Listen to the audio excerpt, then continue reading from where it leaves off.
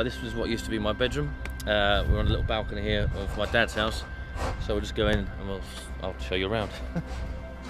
What started me off in film was 1977 Star Wars film. Really, I suppose that was really inspired me, and I read all the books on the making of. I used to collect those and read those.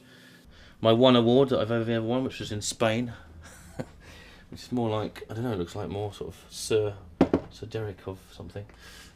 Master of Arts, Fiction Direction, National Film and Television School certificate.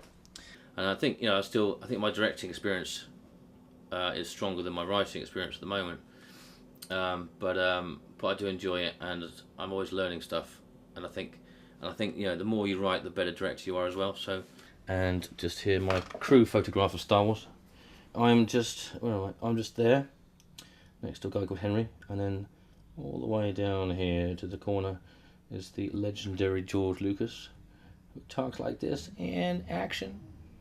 When we first met each other, the first date that he took me on was a location recce to the Isle of Sheppey.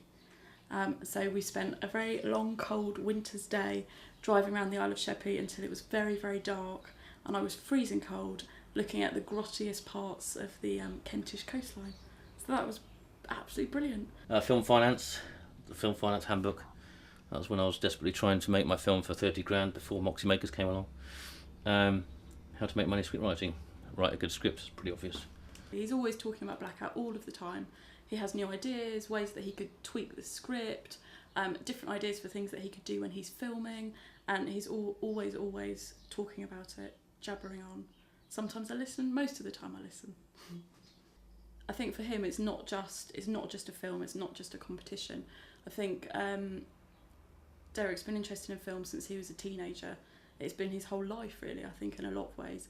And I think Blackout is the one project that sort of developed with him, and I think as his career's changed and developed, he's taken different experiences and worked them through Blackout, and I think it says a lot about him. And I think also it's a very, very personal project because he was working on it with his producer Lisa Parker, and when she died the project sort of stopped, and I think he made a promise to himself and to her memory, really, that he would continue with the project and make the film. So